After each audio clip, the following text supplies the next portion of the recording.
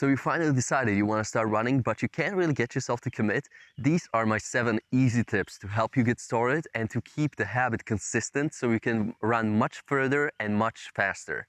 Let's get right into them. Tip number 1, buy running shoes. Go ahead, go into a store and just buy some running shoes. You need to get some money in the game because if you don't have any running shoes, then running is going to be awful and you're not going to stick to it. Just go into the store. It doesn't have to be anything fancy. You don't have to spend even $100 on running shoes. Just get some nice $50 running shoes from Nike, Adidas, or someone like that. Just get some shoes and get running. It's the easiest way to commit because when you finally buy those shoes and they're just going to sit at home and you're not going to be running, then you're going to tell yourself every day that you look at those shoes, oh, I spent $50 on that and it's just sitting there. I better put it to use and go for a run. So that's the easiest way to start. Just put some money in the game. Get the stakes up. Come on, you can do it.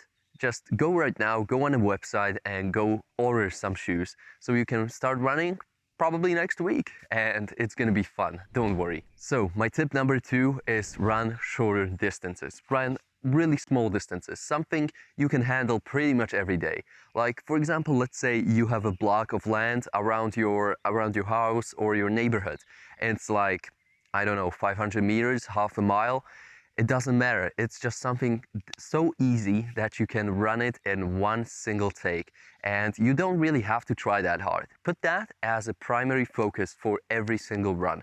You go for a run, you run that short distance, and everything that you run beyond that, it's just extra. And it's way better for you to think about it this way than to put large unachievable goals. Like for example, running a 10K every single day, which is just unsustainable, especially for beginners. Let me tell you, I started like that actually. I started running 5 kilometers every single day, and after a week, my legs got completely destroyed and I couldn't run for the next 2 weeks because the fatigue was so bad that I couldn't even move my legs. It was really bad. So don't do that from the start. Later on, when you have some progress made and you can actually run those distances, then you can try to run 5K every day or 3K every day, which is pretty optimal for me right now. So set a goal for yourself. For every run, I will run at least 500 meters. And that's it. It seems really simple, like anybody can do it, but if you set it like that, then you will actually commit to it and you will become a runner. Someone who actually runs every single day or every other day, it doesn't matter. You just have to commit to it and get into the habit. And once you're in the habit, then it's going to be pretty easy to run longer and longer distances. Okay, so tip number 3 is kind of related to tip number 2 because you have to track those 500 meters or that kilometer. So I recommend you get a tracking app for your running. For example, you can get Strava or you can get Adidas Running. I use that, for example, because me and my brother just compare results on that, and he has to do it because of his football team and stuff like that. But you can use pretty much any app on the market, and there are lots of them. So if you just have your phone with you, it will track the distance that you run and give you a pace, and you will actually know what is a good pace, what is a bad pace for yourself. Then you can compare between different days, how fast you went, how far you went, and it's gonna be pretty awesome to just look at your progress and see, oh, I did that 1 minute faster than last week, which are awesome results and it will really motivate you to keep on pushing into the future. Tip number 4 is go for a run in the morning. Why in the morning? I'm not really saying that you should go for a run at 5 a.m. or 6 a.m. when nobody is awake, but you can do that. I do that because the world is just quiet and it's really nice to run before you have anything else to do. And this is the point. You don't have anything else to do in the morning. Before anything else is going on in your life, go for a run. So you can just check that box and it will motivate you just a little bit to push on to do more efficient tasks in your day. And let's say that you think that, no, I'm not going to go for a run in the morning. I will better go afternoons when it's a little bit warmer and it's nicer outside and I can meet some people. But let me tell you, this doesn't really work well because as the day goes on, your tasks just stack up on each other and you're not gonna be comfortable just, oh, I need a free half an hour to go for a run. No, you're gonna have a bunch of tasks line up that you need to do before you go to a run. And those tasks are probably gonna take your priority because they mostly do for me.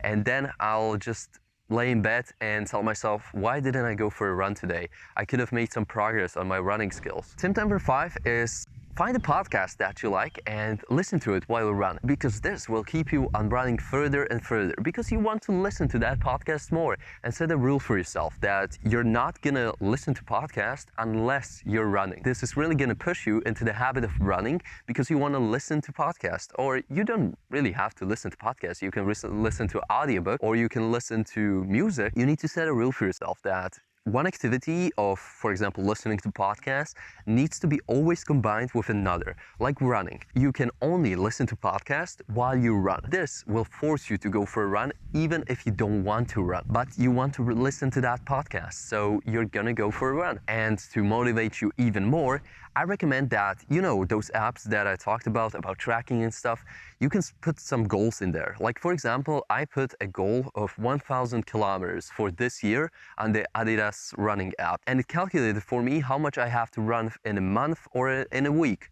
And it's about 21 kilometers per week, which is pretty doable actually. I just track my progress over the week. How much more do I have to run? I don't really care how fast I go, but if you care about that, the apps track that as well.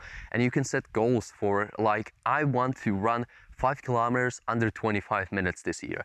And it's going to tell you when you hit that goal, which I think is absolutely amazing, and it's going to motivate you even more to go for a run. As soon as I started setting goals for myself, then I got pretty competitive about it, and I actually started to enjoy the running way more because I had something to look forward to. Like, oh, I hit this week's goal, and that's amazing.